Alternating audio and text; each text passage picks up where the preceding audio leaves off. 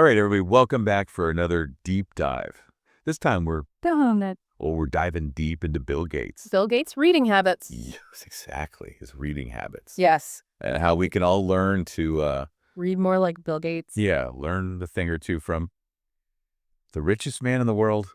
Or one of the richest. Well, yeah, one of the richest people in the world. So we found this great interview. Yes. Recently where he was talking about his reading habit. Yeah, and it was really fascinating. So we thought we'd share some of those insights. Yeah, I think a lot of people get caught up in the, what successful people read. Yeah. Which is interesting, but the how is maybe more interesting. I think you're right. The how is much more valuable than the what. Yeah. Absolutely so. First thing that really stood out to me was this commitment to completion. Oh, yeah. So he finishes every book. He starts no matter what. Every single one. Yeah, I don't know if I could do that. Yeah, it's an interesting approach, isn't it? Because on one hand, you can see how it forces you to wrestle with concepts and maybe get through things that you wouldn't necessarily push through otherwise. Right. But also, what if the book's just bad? Right. What if it's just garbage? So you're stuck with it. Yeah, are you really getting anything out of that experience by finishing a book? It's just awful. I think it depends on why you're reading the book, right? Are you reading for pleasure? Are you reading to learn? Right. Are you reading for something very specific? Right.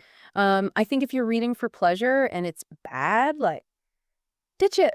Yeah. But if you're reading to learn something, then yeah, I think there's something to be said for pushing through. And you never know what little insights or connections you might make. You might make along the way. Even in a bad book. That's a really good point. I hadn't really thought about it like that. Yeah. Yeah, so it really depends on your goals, I guess. Yeah, I think so. Why are you reading this thing in the first place? Mm. That makes a lot of sense. Mm. Okay, so he finishes every book. And then another thing that he does, which I found really interesting, is that he's a big note taker. A huge note taker, yeah. Especially when he disagrees with the author. Yeah, when he's actively yeah, arguing with the book in the margins. It's such a cool idea because it's you're having this conversation with the author. Right. Right? You're actively engaging with the material. You're really engaged. Yeah. Yeah, I love that. I actually, when I was in college, I took this philosophy course and I really struggled with the text, but I started taking all these notes, arguing with the author, and it totally changed how I understood it. That's awesome. Yeah, I was having this dialogue with this philosopher who'd been dead for hundreds of years. That's so cool. Yeah, it was a cool experience. But yeah, I think it really does solidify your understanding. Yeah. When you have to wrestle with it like that. Yeah, so that's something I think we could all learn from is when you disagree, don't just gloss over it. Actually engage with that. Write it down. Yeah. Write it down. Think about it. What? Why do you disagree? Okay. Okay, this next one, I have to admit, I kind of chuckled when I read this. I did too. So apparently he has a dedicated book bag. A book bag. A bag just for books. When he travels. Yeah. That's his thing. Who does that? I love that. It's kind of amazing though, right? It how seriously the commitment, right? Takes reading. Yeah, it's this physical manifestation of his commitment to learning. Yeah, wherever I go, knowledge goes with me. Yeah, exactly. It's I'm not going anywhere without my books. Yeah. That's pretty cool. It makes you think about how we can set ourselves up for success too. Yes. How can we build those little rituals or those little, I don't know, just habits. Yeah. That reinforce our learning. Yeah, exactly. Yeah. Maybe I need a podcast bag. A podcast bag. For all my deep dives. What's a good idea? That's a good idea. I like that. Okay, now here's where I was really surprised. Okay. He is a diehard nonfiction fan. Yes, he is. And in fact, he even said in this interview that he almost skipped Infinite Jest.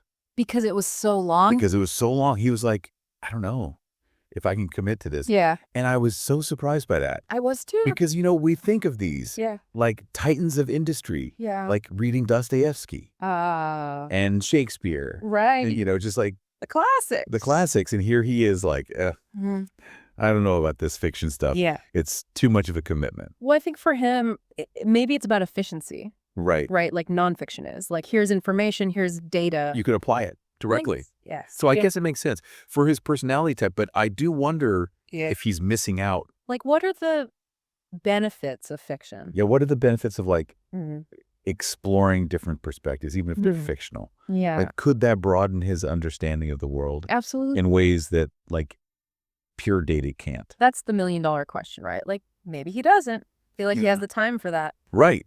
Like, fiction is just not a priority. Not urgent. Yeah. When you're tackling global issues. Right. Like he is. Right. Right. So makes sense. But you never know. Maybe those narratives could spark something totally new. that's true. Okay. Last thing I want to touch on here is time management. Because obviously, Of course.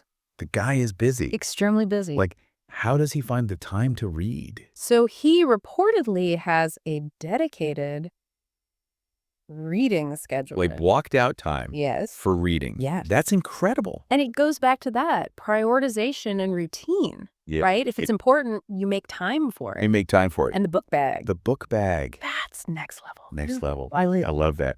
But, even he admits that sometimes those shorter pieces of content, Yeah. like articles, Videos, they just win out. they went out because they're Easier to fit in. easier, more convenient. They're bite-sized. Bite-sized, exactly. Yeah. And I think that's the reality for a lot of us, right? Absolutely. It's about finding that balance between the deep dives Yeah.